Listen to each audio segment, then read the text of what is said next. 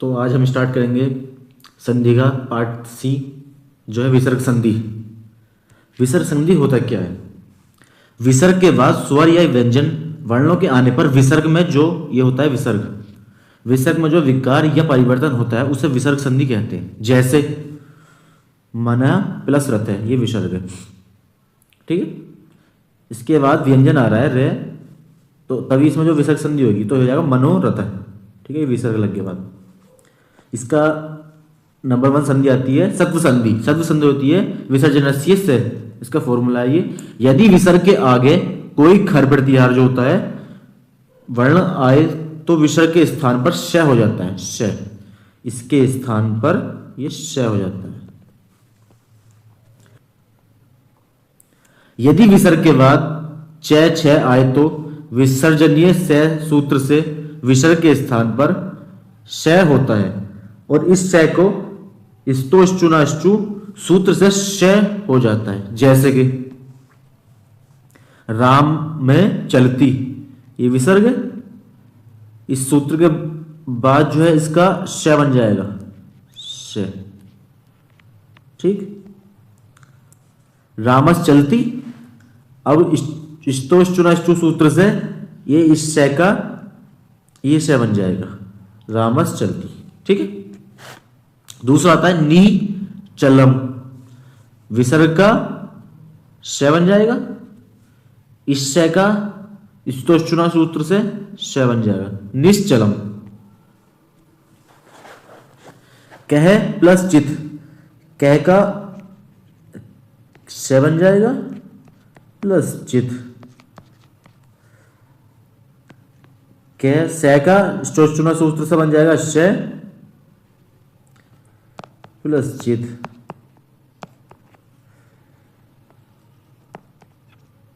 कश्चित, ठीक। ये इधर को ट्रांसफर हो जाएगा। यदि विसर्ग के बाद प या ठ हो तो विसर्जनस्य श सूत्र से विसर्ग के स्थान पर श होता है और इस श को ष्टुना ष्टु सूत्र से श हो जाता है। जैसे राम में टीकते, रामस टीकते, इस विसर्ग का श बन गया, रामस टीके टीकते, ठीक। अब इस श का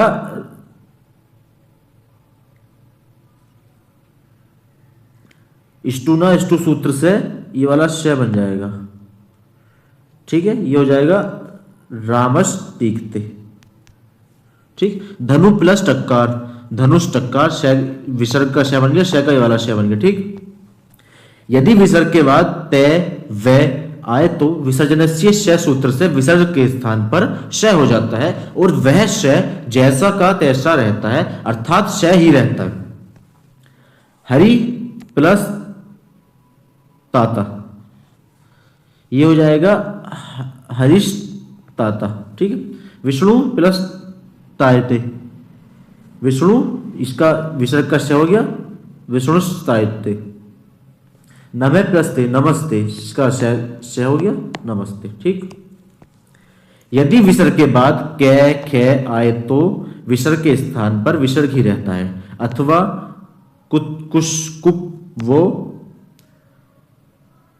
पो च सूत्र से जीवा मूल हो जाता है, विसर्ग को श नहीं होता है। ये सबसे अलग है, ठीक है। जैसे बालक, बालक है प्लस कीड़ेते, तो बालक है कीड़ेते, ठीक। यदि विसर्ग के बाद प या फ आए तो विसर्ग के स्थान पर विसर्ग ही रहता है, अथवा कुपणो पो च सूत्र से विसर्ग के स्थान पर उपधमानीय होता है, विसर्ग का श नहीं होता है। वृक्ष प्लस पत्ती, वृक्ष पत्ती, वृक्ष प्लस फलती, वृक्ष फलती। इसका फॉर्मूला है वा शरी, ये दूसरा आ गया।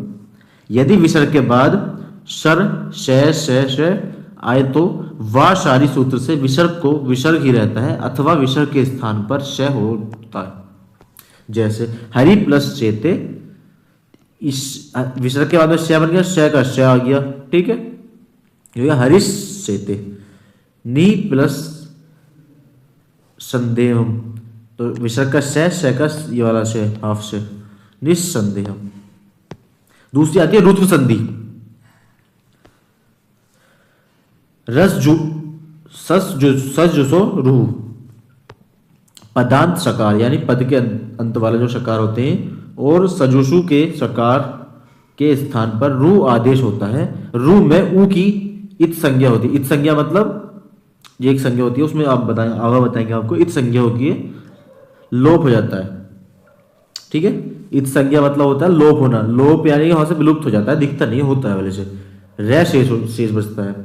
जब रे के ठीक पहले हस्फ आ ना हो और रे के ठीक बाद में खर ना हो तो रे ही रहता है।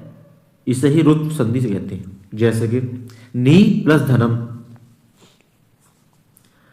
इसमें विसर्ग का श बन जाता है, श का रू कर रे। ठीक, निर्धन। जैसे पुनः प्लस गच्छति, विसर्ग का श का रू कर रे तो पुनर्गच्छति, ये रे इसके ऊपर चढ़ जाएगा। नी प्लस बलम, विसर्ग का श का रू कर रे, निर्बलम। लक्ष्मीश प्लस यम, इसका विसर्ग का रू कर रहा है, लक्ष्मी रियम। फिर आती है उत्व संधि। यदि रू के पहले हस्फ आ हो और रू के ठीक बाद में पुनः हस्फ आ हो तो ऐसे दो हस्फ आ के बीच में बैठे रू को ऊ हो जाता है। जैसे कि शिवमस प्लस अर्चिये, देवरू, इसका श का रू कर रहा है, शिवरू प्लस अर्चिये, शिवर प्लस अर्चित अर्चिये। ठीक है, श का रू कर रहा है, रे का ऊ का ओ। शिवु प्लस अर्चिते, शिवो प्लस अर्चिते, ये हो जाएगा शिवो अर्चित। ठीक, शिवो अर्चिये।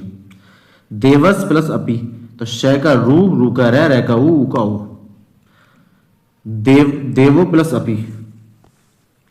यदि रू के पूर्व यानी रू के पहले रे हस्व आए आ हो और बाद में हर्ष प्रत्याहार के वर्ण आए तो रे के स्थान पर ऊ हो जाता है। फिर आ ऊ में गुण संधि हो जाती है, यह भी उल संधि है। जैसे शिवश प्लस बंध, श का रू का रे का ऊ। ठीक है, शिवस प्लस बंध, शिवरू प्लस बंध, शिवर प्लस बंध, शिवु प्लस बंध, शिवो प्लस बंध, सेम था। ठीक है, मानस प्लस रथ है, श का रू का रे का ऊ का ओ, मनोरथ। रलोप संधि। रलोप से पहले मैं आपको बताऊं, हमारे टेलीग्राम चैनल है BMS जोन, आप ये सारे नोट्स वहां से प्राप्त कर सकते हैं। हमारे इंस्टा पेज भी है BMS जोन, उसे भी फॉलो करें, डेली अपडेट मिलेगा आपको। ठीक है, रलोप संधि। रे के बाद रे आए तो पूर्व रे का लोप हो जाता है, यानी कि एक रे खत्म हो जाएगा वहां से। बालकाश प्लस रमनते, श का रू कर रे, बाल का रू रमते, बाल का रे रमते, बाल का रमनते। गोश प्लस रंभते, गोरु रंभते, गोरे रंभते, गो रंभते। यहाँ पे जैसे बाल का स का रू का रे, एक रे आ गया, एक रे आ गया तो एक वाले का लोप हो जाएगा पहले वाले का, पूर्व पद का, ये पूर्व पद। ठीक, डा या रे का लोप हुआ तो उससे पूर्व पद आयु को दीर्घ हो जाता है। जैसे कि लिण प्लस ढ, लीड़, पुनरे प्लस रमते, पुनः रमते, इसका लोप हो जाएगा। ठीक है, हरिर रंभते, हरि रंभते। रेफ को विसर्ग। पदांत रेफ रे के स्थान पर विसर्ग आदेश होता है। यदि खर प्रत्याहार के वर्ण बाद में आए तो अथवा विराम हो तो रे प्लस खर प्रत्याहार इक्वल टू विसर्ग। ठीक,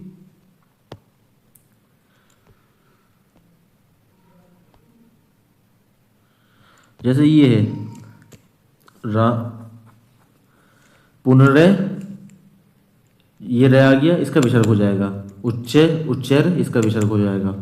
रामर खादंती, तो राम है खादंती, इसका विसर्ग हो गया, यह विसर्ग। सुलोभ संधि, यदि से और एस के बाद कोई व्यंजन आए तो उसके इस विसर्गों का लोप हो जाता है। से प्लस संभु एस प्रत्यार्थ होती है ना, तो इसका लोप हो जाएगा से का, से संभु, ठीक। एश प्लस हरिणय, एश हरिणय, विसर्ग का लोप हो गया।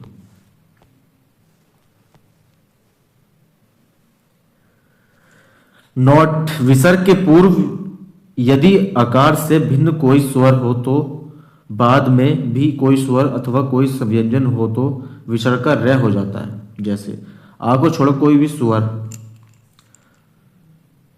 यह स्वर भी हो सकता है या व्यंजन भी हो सकता है। जैसे कवि प्लस रज्यते, तो विसर्ग का र हो जाएगा, कवि रज्यते।